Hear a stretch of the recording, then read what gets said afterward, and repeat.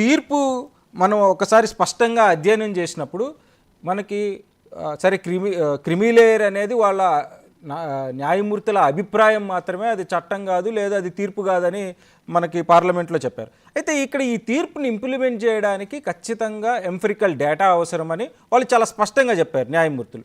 ఆ ఎంఫరికల్ డేటా ఏంటి? అది జనాభా నిష్పత్తి. ఆ జనాభా నిష్పత్తి ఏంటి? ఒక కుల జనగణన జరిగితేనే మనకు ఆ జనాభా నిష్పత్తిని బయటకు వస్తుంది. అది ఏమీ లేకుండా ఇది ఇంప్లిమెంట్ అయ్యే అవకాశం ఉంటుందంటారా? అదే మాలన్నాడు. సుప్రీంకోర్టు తీర్పు ప్రతులు చదవక ముందే గౌరవ ముఖ్యమంత్రి రేవంత్ రెడ్డి గారు అసెంబ్లీలో మొట్టమొదటిగా వర్గీకరణ చేసి ఆర్డర్ తీసుకొచ్చే దాంట్లో మేమే ముందు ఉంటామని చెప్పి ప్రకటించింది. అది చాలా దుర్మార్గమైన ప్రకటన, చాలా దుర్మార్గమైన విషయం. ఎందుకంటే ఎవరు తీర్పు చదవకుండానే అందరూ అభినందనలు చెప్పేశారు, అందరూ ఇంప్లిమెంట్ చేసేస్తామని చెప్పేశారు. తీర్పు అనేది ఎవరు చదవలేదు. ఒక ముఖ్యమంత్రిగా ఒక మేధావిగా తను చేయాల్సింది ఏంటంటే, ఇది కొంత సున్నితమైన అంశం కాబట్టి దీన్ని కొంత న్యాయ నిపుణులతో చర్చిస్తాం, ఆ తీర్పు ప్రతులు చదువుతాం, చదివిన తర్వాత ఏ రకంగా పోతే ఇది చట్టబద్ధంగా ఉంటుందో అనేది కంక్లూజన్ రావాలి. కానీ పక్కన ప్రకటించడం అనేది అసెంబ్లీలో అంటే నేనే ముందు నడుస్తున్నా, నేనే పెద్ద మాదిగా అన్న తీరు నిజంగా కూడా ఈరోజు మాలలే కాదు, దళితులు ఐక్యంగా కోరుకున్నటువంటి వ్యక్తుల ప్రతి ఒక్క మనోభావాలు దెబ్బతిన్నాయి. మేమేమంటున్నాం అంటే, సుప్రీంకోర్టు ఇచ్చినటువంటి తీర్పులో కూడా శాస్త్రీయమైనటువంటి ఆధారాలతోటి మొత్తం లెక్కలతోటి ఈ యొక్క అంశాన్ని ఇంప్లిమెంట్ చేయాలని చెప్పన్నది. మేమేమంటున్నాం, జనాభా లెక్కలు లేవు, 2011 తర్వాత ఇప్పుడు జనాభా లెక్కలు లేవు, ఎవరి ఆర్థిక పరిస్థితుందో తెలియదు, ఎవరి సామాజిక పరిస్థితుందో తెలియదు. 94 ఎంఆర్పిఎస్ పుట్టిన పరిస్థితికి 2024లో ఉన్నటువంటి పరిస్థితులకు చాలా తేడా ఉంది. మేము మొదటి నుంచి చెప్పేది అదే, ఈ లెక్కలని బయట రాకుండా, ఈ శాస్త్రీయమైనటువంటి ఆధారం లేకుండా కేవలం పేపర్లు ప్రకటనలు, కంటితుడుపు చర్యలు, రాజకీయ ప్రకటనలు, ఓటు బ్యాంకు రాజకీయాలు తప్ప ఇంకొక అంశం లేదండి. దయచేసి అందరూ అర్థం చేసుకోవాలి. రెండో అంశం ఏంటంటే, ఈరోజు ముఖ్యంగా నేను మళ్ళీ చెప్తున్నా, వర్గీకరణ అనేది కేవలం ఈరోజు వాళ్ళ ప్రకటన కంటితుడుపు చర్య మాత్రమే, దానివల్ల ఒరిగేది లేదు. ఈ విషయంలో ప్రొఫెసర్ గాలి వినోద్ కుమార్ గారు చెప్పినట్టు నేను ఏకీభవిస్తున్నా.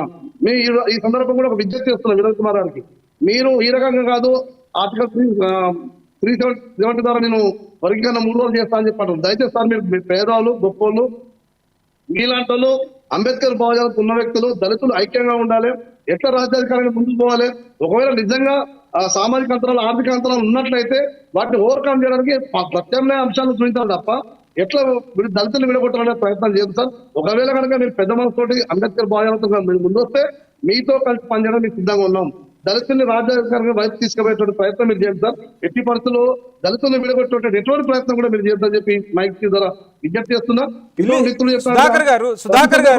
సుధాకర్ గారు ఇక్కడ మాల మహానాడు అంగీకరించాల్సిన విషయం ఏంటంటే, సుప్రీంకోర్టు చెప్పినట్టు మొత్తం దళితులు లేదు, ఎస్సీ కులాలు, ఎస్సీ కులం కాదు, ఎస్సీ కులాలు, షెడ్యూల్ క్యాస్ట్ అంటే ప్రతి కులానికి ఒక హోమోజీనియస్, ఇది హెట్రోజీనియస్ అని ప్రతి కులము ఒక సపరేట్ కులమే, దాన్ని అంగీకరించి కలిసి ఉందామని మీరు ఎందుకు అనలేకపోతున్నారు?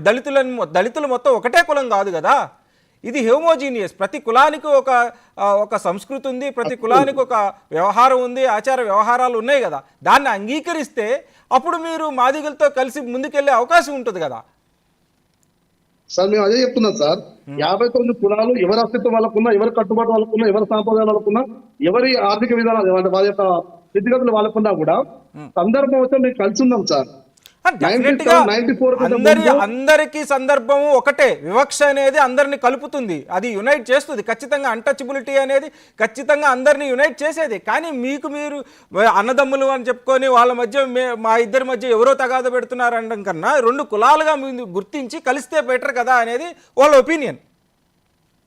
అదే సార్, తప్పకుండా సార్. మేమేమంటున్నాం అంటే, నిజంగా మాదిగ సోదరులు వెనకబాటు గురవుతున్నారు, చాలా ఇబ్బంది పడుతున్నారు, ఆర్థికంగా లేకపోతే సామాజికంగా ఇబ్బంది పడుతున్న వాస్తవాన్ని చర్చ తీసుకురాగలిగితే, ఆధారాలతో చూపించగలిగితే నిజంగా దానికి ప్రత్యామ్నాయ మార్గం, ఆర్థికంగా అంతరాలను తొలగించడానికి ఏం ప్రయత్నం చేయాలనే దాని మీద ఒక మేధో మనం జరగాల్సినటువంటి అవసరం ఉందని చెప్పాల్స్తున్నాం సార్. రెండో అంశం చెప్తున్నాం, ఈ రోజు మొత్తం కూడా తెలంగాణ వినోద్ కుమార్ చెప్పిన ప్రకారం 2014 తెలంగాణ ఏర్పాటు నుంచి 2024 ఈ రోజు వరకు లెక్కలు ఇద్దాం. సంక్షేమ రంగాల్లో, ఆర్థిక రంగాల్లో, ప్రభుత్వ పథకాలలో ఎవరు దాన్ని ఉపయోగిస్తున్నారు, ఎవరు ముందుంటున్నారు, అన్ని లెక్కలు తీసి శాస్త్రీయమైన ఆధారాలతోటి దాన్ని ముందు పెట్టే ప్రయత్నాలు చేయాలి తప్ప కేవలం దళితులను విడగొట్టి వీళ్ళని ఎప్పటికీ మా చెప్పి ఉంచుకోవాలి, మా బాధితులుగా ఉంచాలి అని చెప్పి అంబేద్కర్ కు విరుద్ధమైనటువంటి భావజాలను తీసుకొచ్చే ప్రయత్నం ఏ పార్టీ చేసినా ఏ వ్యక్తి చేసినా దాన్ని మేము మాలమాడు ఒప్పుకోం సార్. ఒకటే సార్, రాజ్యాధికారాన్ని రాని జాతి అంతరించిపోతుందని చెప్పి డాక్టర్ బాబాసాహెబ్ అంబేద్కర్ గారు ఏదైతే చెప్పిందో ఈ అంతరించిపోయే జాతులలో మనం దళితులుగా ఉండొద్దని చెప్పి విజ్ఞప్తి చేస్తున్నాం మైక్ ద్వారా. థ్యాంక్ యూ సుధాకర్ గారు. వెంకటేశ్వర్లు గారు ఉన్నారా? ఉన్నాను సార్, ఉన్నాను సార్. వెంకటేశ్వర్ గారు, ఇప్పుడు ఈ తీర్పు ఎస్సీ ఎస్టీ వర్గీకరణ అనే తీర్పుతో మీరు ఎస్టీల్లో కొన్ని కులాలు ఎక్కువ ఫలాలను అనుభవించినాయి, కొన్ని కులాలు అనుభవించలేదు. కాబట్టి ఆ సామాజిక న్యాయం ఎస్టీల్లో కూడా న్యాయం జరగాలంటే ఖచ్చితంగా. కానీ ఈ తీర్పు మనకు అలాంటి ఎంఫరికల్ డేటాని ఏమన్నా ప్రజెంట్ చేస్తుందా? ఆ ఎంఫరికల్ డేటా లేకుండా ఈ వర్గీకరణ సాధ్యమేనా? ఎంఫిరికల్ డేటా అనేది కొంతవరకు ప్రభుత్వాల దగ్గర ఉంటుంది. ఇప్పుడు స్టేట్ గవర్నమెంట్స్ వర్గీకరణ చేసుకోవచ్చు ఎస్సీ విషయంలో అన్నారు కాబట్టి, ఒకవేళ వాళ్ళ దగ్గర గనక మనకి కావాల్సినంత మేరకు డేటా సేకరించుకుని వర్గీకరణ చేసే అంశం మీద ఖచ్చితంగా ప్రభుత్వం ఆలోచిస్తాయి. ఎందుకంటే ఇప్పటికే ఇటు ఆంధ్రప్రదేశ్ లో కూడా ఇంప్లిమెంట్ చేస్తా ఉన్నారు కాబట్టి ఆ డేటాను సేకరించుకుని శాస్త్రీయంగా హేతుబద్ధంగా చేయడానికి వాళ్ళు సిద్ధంగా ఉన్నారనిపిస్తుంది వాళ్ళ స్టేట్మెంట్ చూస్తుంటే. ఓకే, వినోద్ కుమార్ గారు, ప్రభుత్వాల దగ్గర ఎలాంటి డేటా ఉంది ఇప్పటి వరకు? నిజానికి మనకి 1931 తర్వాత క్యాస్ట్ సెన్సస్ అనేది జరగలేదు. ఆ క్యాస్ట్ సెన్సస్ జరిగితే తప్ప మనకి ఏ కులం ఇప్పటివరకు జనాభా నిష్పత్తిలో ఎంత ఉంది అంటే, మనకున్న సెన్సస్లో కూడా ఎస్సీ కులాలు లేదు ఎస్టీ కులాలు అనే సెన్సెసే ఉంటుంది తప్ప అందులో మాల ఎంత మాదిగ ఎంత అనే డేటా మనకి ఇంతవరకు ఉన్నట్టు తెలీదు. మరి ఇలాంటి ఎంఫరికల్ డేటా లేకుండా ఏ కులానికి ఎంత ఆర్థిక సంపద ఉంది లేదు ఎలాంటి అభివృద్ధి చెందింది అనే డేటా లేకుండా ఈ వర్గీకరణ సాధ్యమంటారా? సాధ్యం కాదండి. ఇప్పుడు సుప్రీంకోర్టు తీర్పు ప్రకారంగా ఖచ్చితంగా సైంటిఫిక్ డేటా ఉండాల్సిందే. డేటా అంటే ఇవాళ కేసీఆర్ గారి దగ్గర కుటుంబ సర్వే ఏదైతే ఉందో సమగ్ర కుటుంబ సర్వేలో కులాల గణన కూడా ఉంది, దాంట్లో కొంత ఆర్థిక గణన కూడా ఉంది, అలాగే ఉద్యోగాలు ఎంతమంది ఉన్నారు ఉద్యోగస్తులైన గణన కూడా ఉంది. కాకపోతే అది అసెంబ్లీలో అప్రూవల్ చేయలేదు, ఇది న్యాయబద్ధమైంది కాదు, సెన్సస్ చేసే అధికారం ఓన్లీ కేంద్రానికి ఉందని చెప్పింది కదా.